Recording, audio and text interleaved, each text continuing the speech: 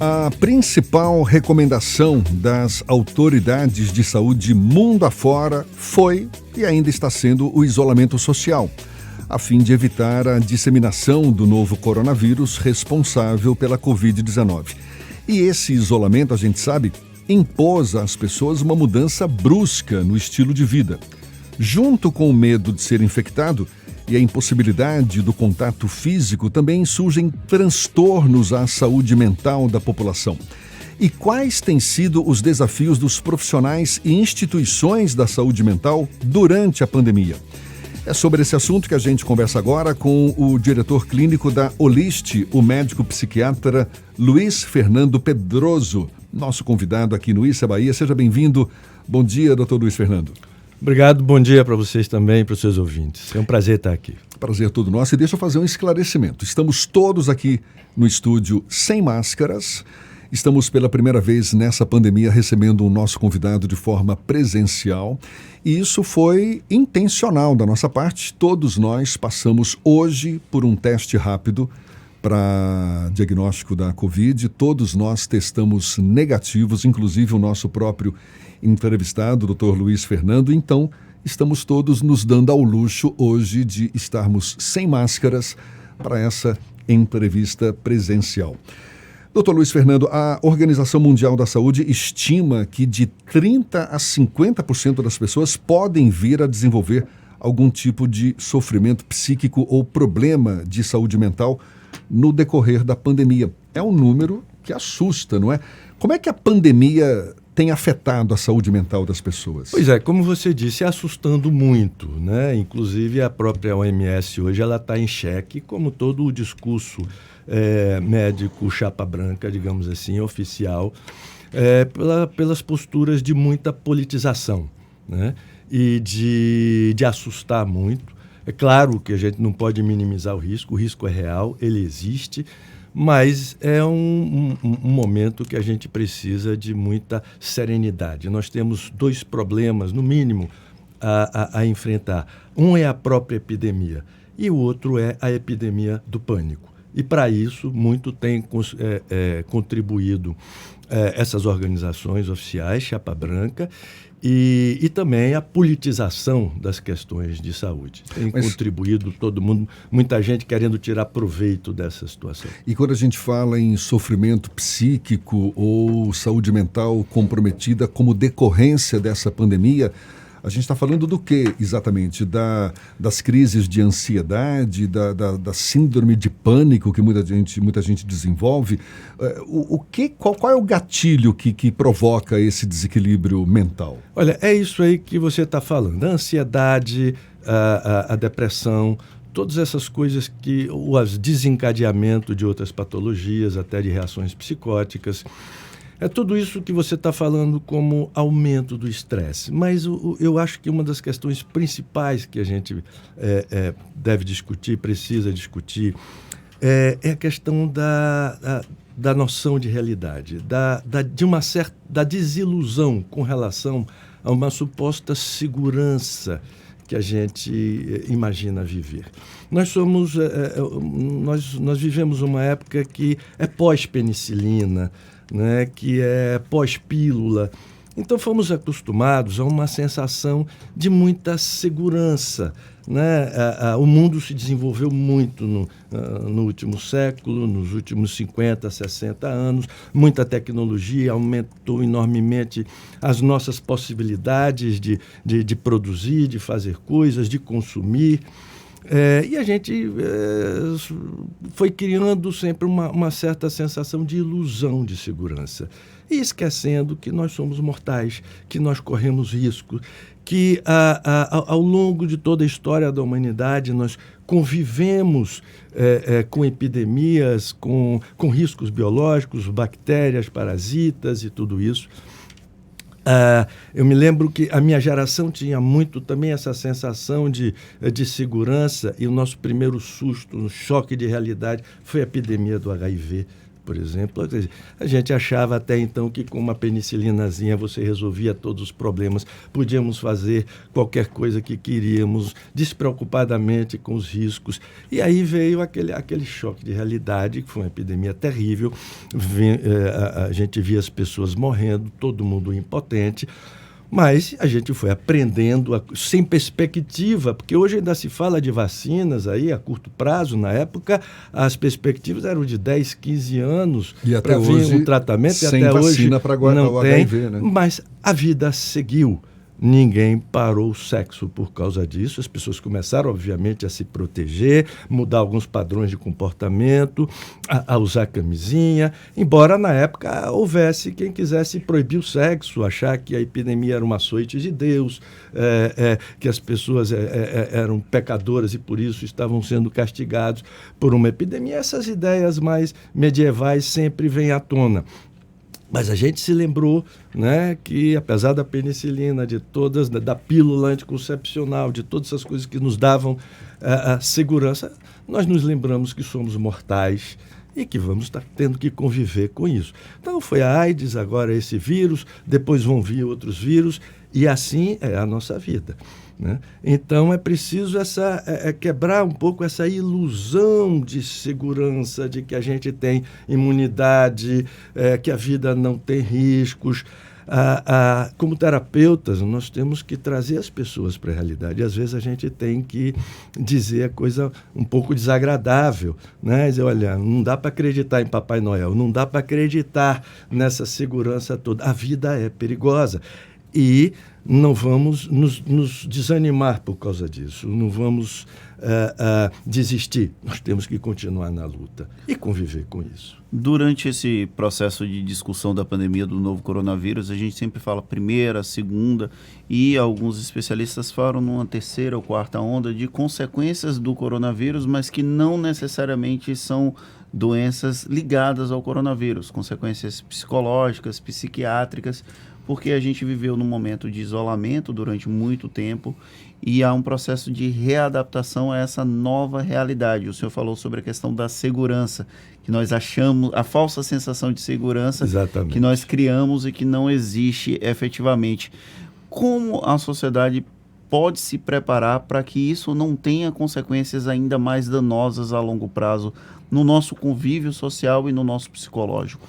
Olha, eu acho que é a gente seguindo a vida, é a gente trabalhando, apesar das dificuldades, nós não abrirmos mão dos nossos sonhos, né? Então, no início da pandemia, nós que tínhamos a responsabilidade de administrar e de tocar uma instituição psiquiátrica com pacientes fragilizados, idosos, fragilizados pela própria doença mental, internados e muitos atendidos em nosso ambulatório.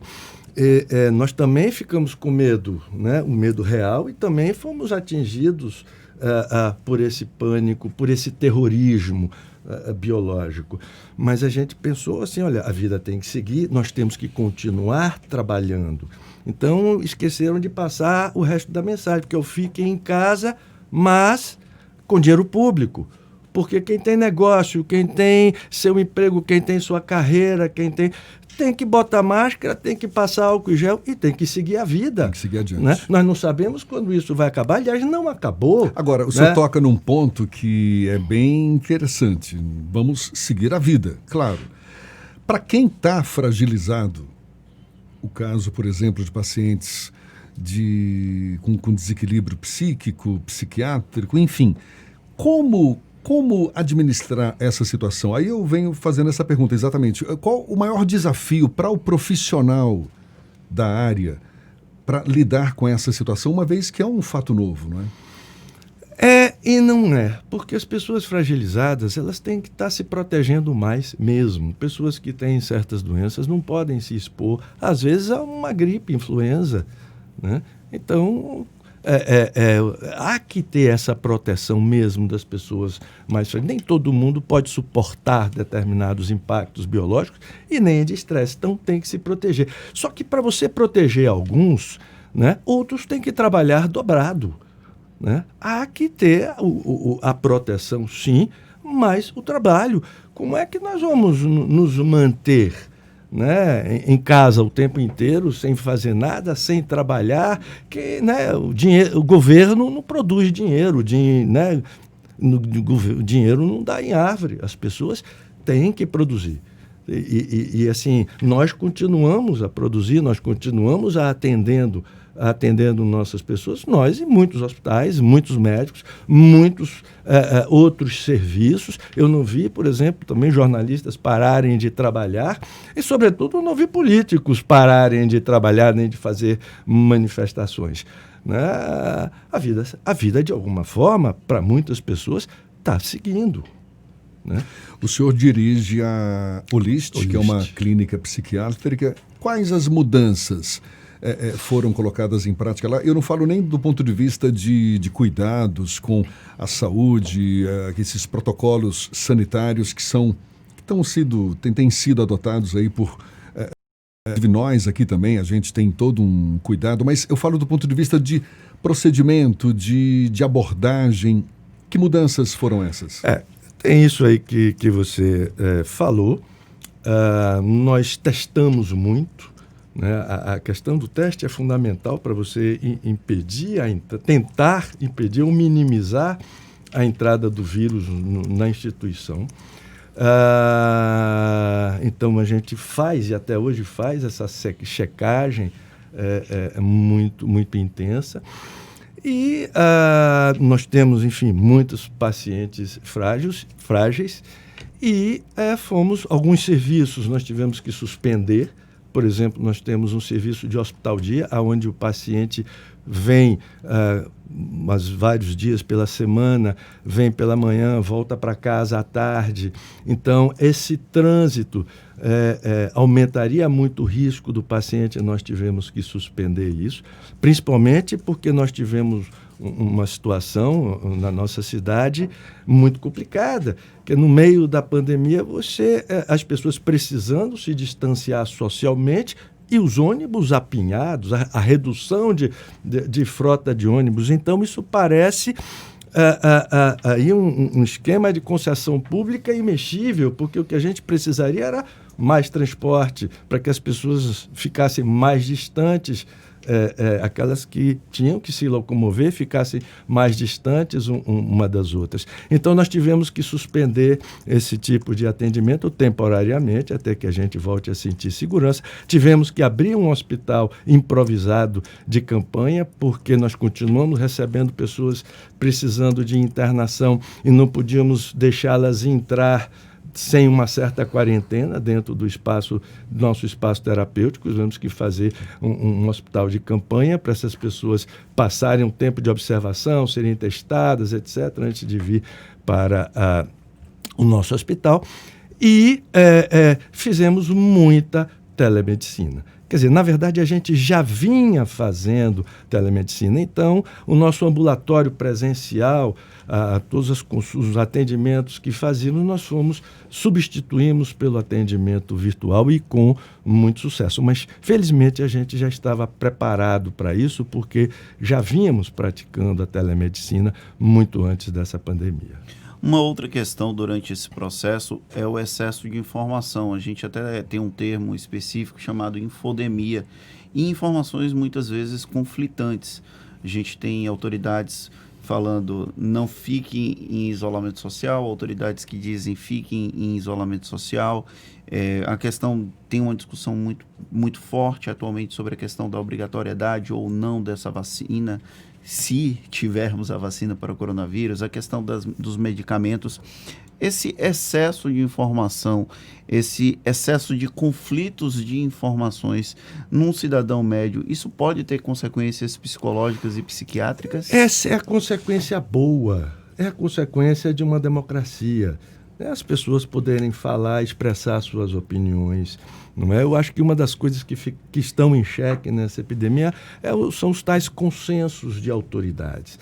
Porque a autoridade em alguma coisa pressupõe você ser dono de uma verdade. E ciência, porque hoje se fala muito em ciência, mas ciência é um método, é um jeito de pensar, é um método de adquirir conhecimento, mas não é nem nunca foi sinônimo de verdade. Né? Aí, se você pegar a ciência como sinônimo de verdade, como muitos estão fazendo hoje, isso vira cientologia. Né? Fé não é uma fé ateia, isso é outra coisa, não é ciência. Ciência é o controverso, ciência é a possibilidade de refutar. Né? A verdade é para os deuses. E aí essas autoridades, a autoridade, quando se incorporam em donos da verdade, viram deuses, e é isso que essas informações todas, essa controvérsia vai questionando. Né? E aí nós temos que lidar com isso. O mundo de informação mudou. Hoje você tem mais acesso a dados e tudo mais capacidade de exercer o seu livre-arbítrio, e a gente tem que se acostumar com isso. Ninguém é dono da verdade. As pessoas precisam só ser capazes de assumir as consequências das suas escolhas. E acho que, com o tempo, as informações, aquelas instituições, os profissionais de jornalismo vão adquirindo mais credibilidade, outros perdem credibilidade, e cada um, conforme suas crenças, suas ideologias, suas religiões, vão escolhendo suas fontes. Mas é isso mesmo, informação de qualidade, ela tem que ser garimpada. Doutor Luiz Fernando, para a gente encerrar, por mais que tenha sido e esteja sendo, na verdade, um grande aprendizado, não é, para todos nós, essa pandemia, muita incógnita ainda para ser desvendada, é possível mensurar, por exemplo, os resultados desse esforço? Citar como exemplo a Olist, no enfrentamento da Covid-19. Que resultados o senhor poderia citar e o que esperar daqui para frente? Olha, eu acho que a gente até então vem tendo um êxito muito grande.